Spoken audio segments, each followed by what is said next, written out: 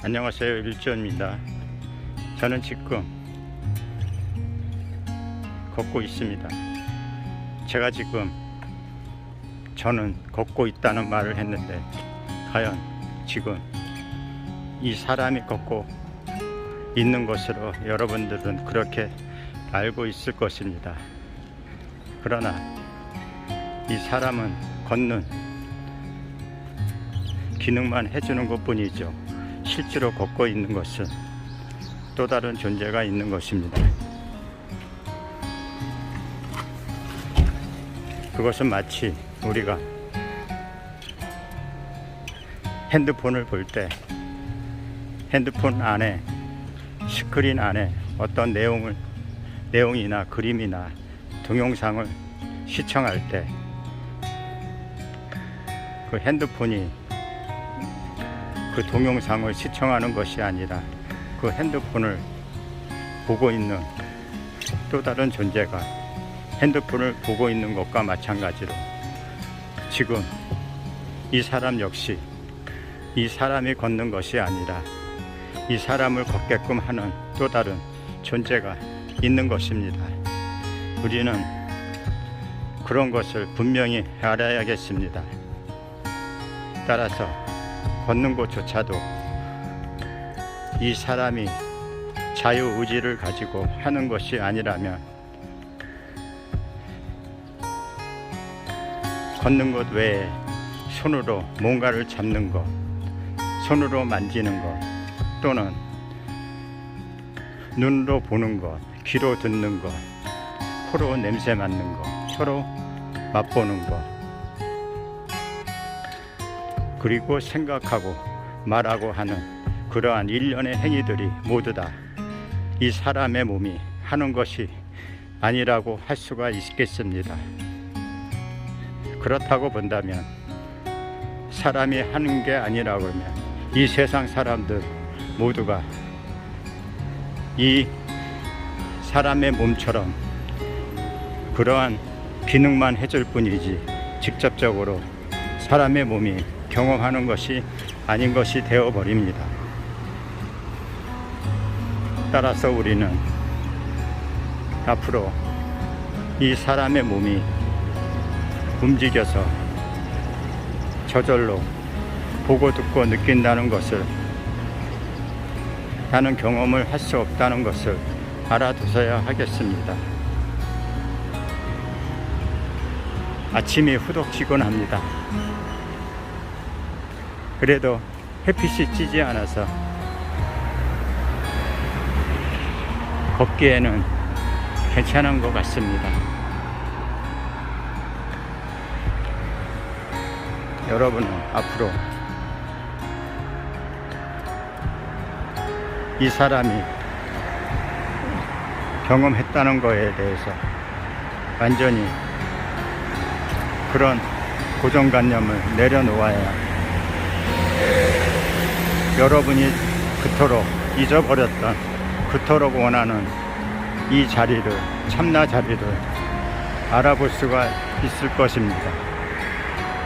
이 사람이 경험한다고 믿고 있는 이상은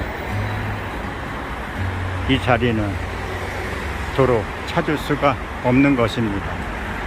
일단은 이 몸이 경험하지 않는다는 것을 확실하게 잠재의식 속에 뿌리 깊게 심어 놓아야겠습니다. 그것이 우선 급선무입니다. 그러고 난 후에 나란 존재가 과연 무엇인지 거기에 대해서 상세하게 알 수가 있겠습니다. 따라서 우리는 이 몸이 그저 타고난 기능만 해줄 뿐이지 이 몸 자체가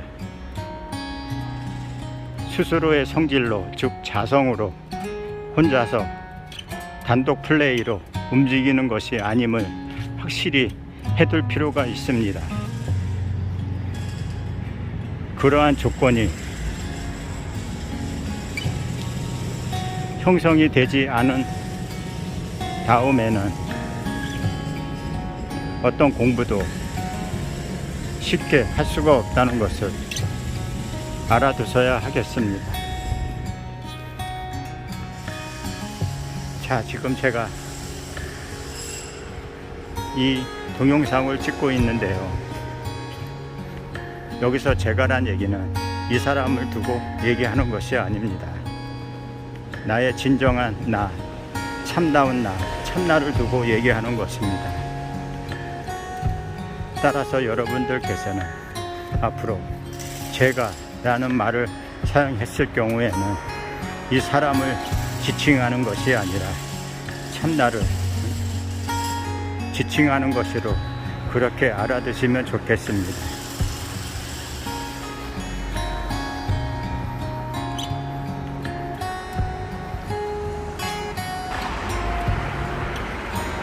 자, 여러분 눈앞에 가로수가 펼쳐지고 있습니다. 그 가로수는 과연 어디에 있을까요? 물론 가로수는 가로수에 있겠죠. 그러나 그 가로수를 우리가 면밀하게 살펴보면 그 가로수는 허공에 있습니다. 그렇지 않은가요? 허공이 없다면 과연 그 가로수는 존재하고 있겠습니까? 존재하지 못하겠죠. 가로수는 바로 허공이 있기 때문에 존재할 수가 있는 것입니다. 따라서 허공하고 가로수하고는 하나로, 한 통속으로, 한 덩어리로 떡이 되어 지금 이렇게 보고 있는 것입니다.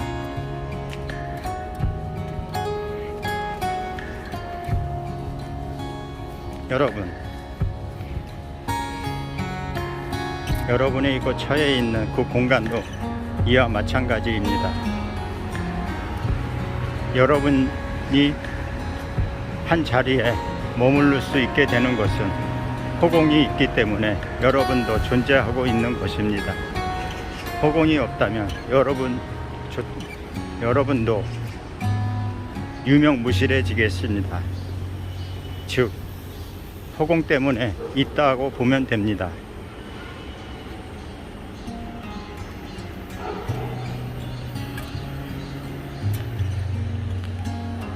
자, 지금 제가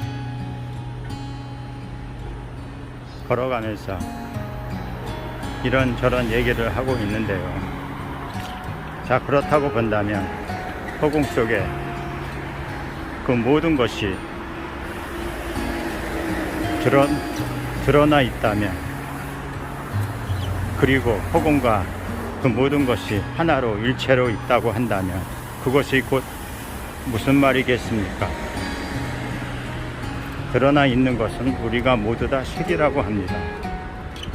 물론 우리가 생각으로, 상상으로 총동원해서 어떤 이미지화해서 정신적으로 보는 것도 색입니다. 왜냐하면 그런 어떤 모양이 보이기 때문입니다. 따라서 우리가 지금 이렇게 가로수가 보이는 것 자체는 바로 색입니다. 그 색은 무엇이겠습니까?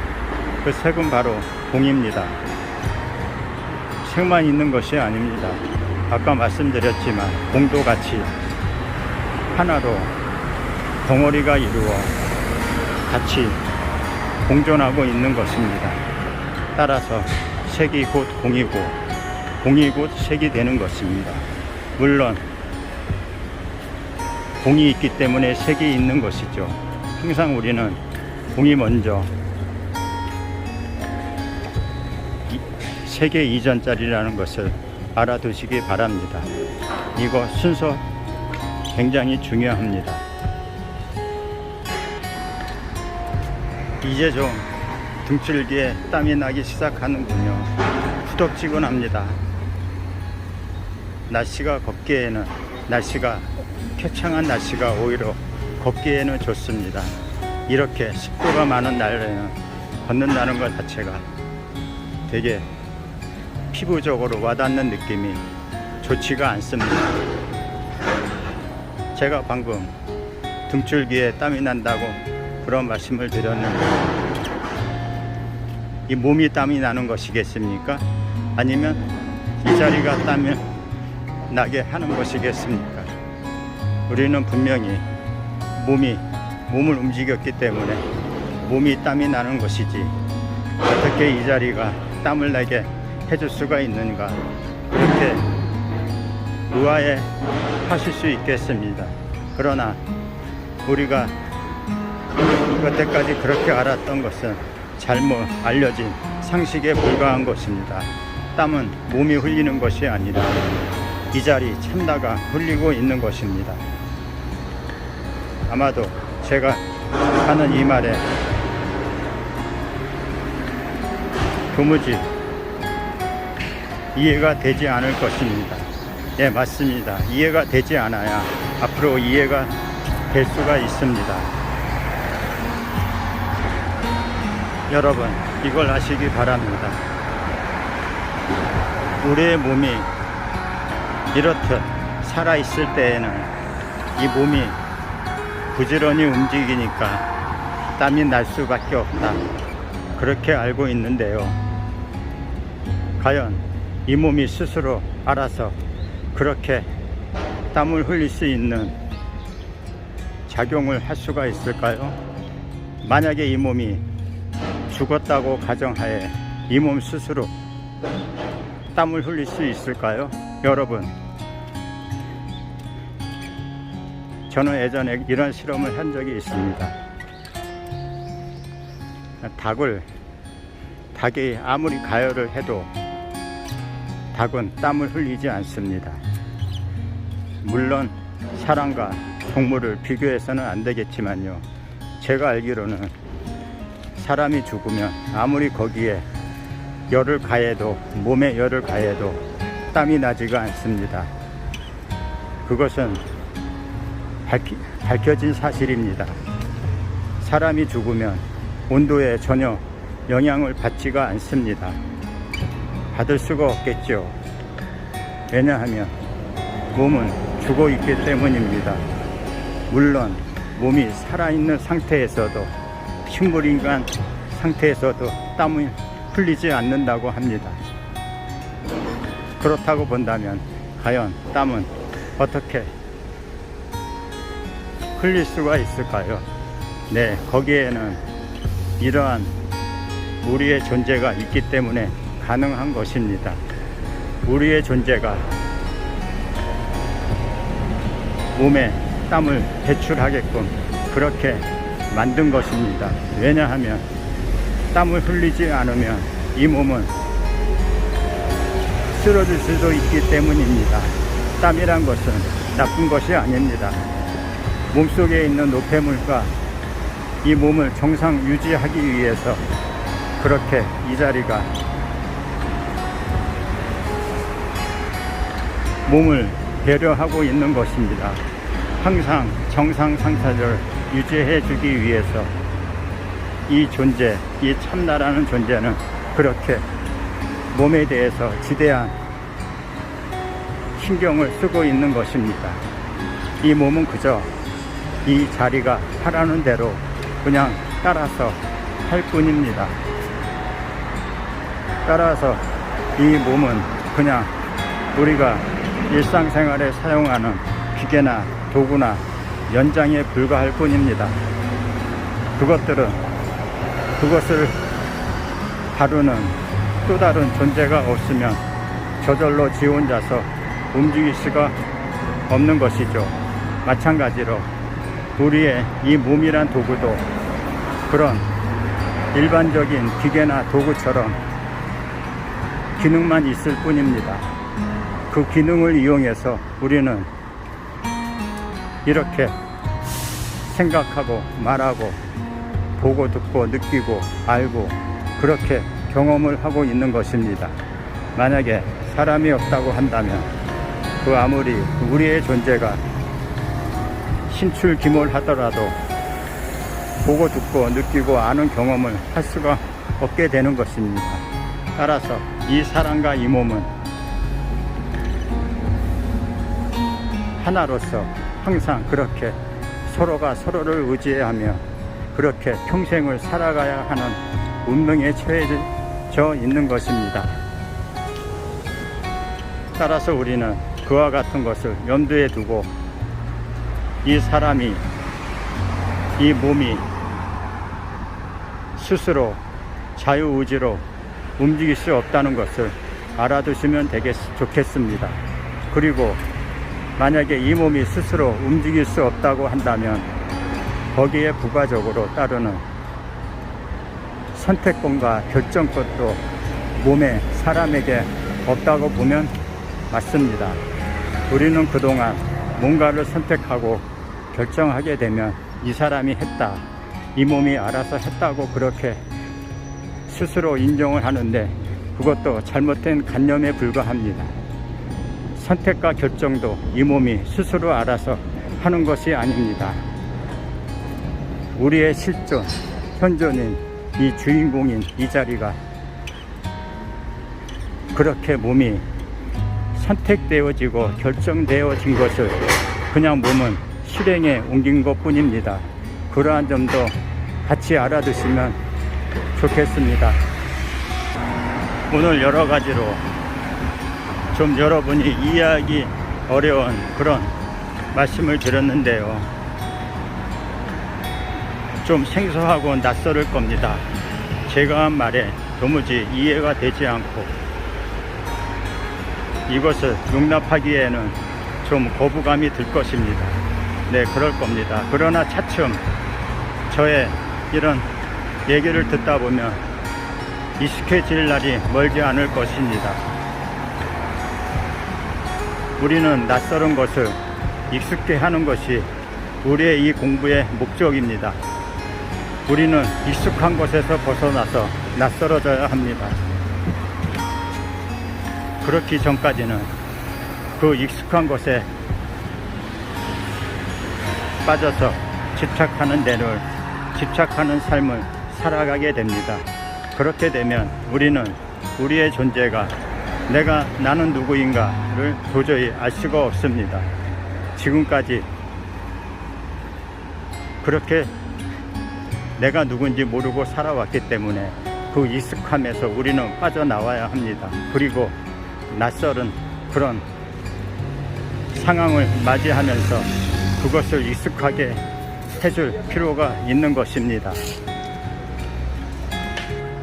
따라서 우리는 익숙한 것은 낯설음은 익숙한 곳으로 그렇게 변환을 시도해야겠습니다. 그것이 바로 수위증입니다. 그리고 우리가 지금까지 몸에 익숙해졌기 때문에 우리는 몸에 익숙한 그것을 나라고 하는 그 익숙함에서 우리는 그 몸이 내가 아니라는 낯설음으로 우리는 다가서야 하겠습니다. 그리고 나서 몸이 내가 아니라는 것에 익숙해져야 합니다. 그래야 우리는 이 세상을 지금까지 헤테로독스, 역설적으로 잘못 보고 살았는데 앞으로는 정상적으로 살 수 있는 그런 기반이 토대가 될 것입니다. 따라서 오늘 굉장히 중요한 이 몸은 스스로 자유의지를 가지고 움직일 수 없다는 것에 꼭 알아두시기 바랍니다. 오늘은 이것으로서 제 얘기를 마치겠습니다. 여러분, 다음 시간에 또 뵙겠습니다. 다음 시간에는 더 참신하고 신박한 내용으로 여러분들을 찾아뵙겠습니다. 감사합니다. 오늘도 즐거운 날이 되시기 바랍니다. 안녕히 계세요.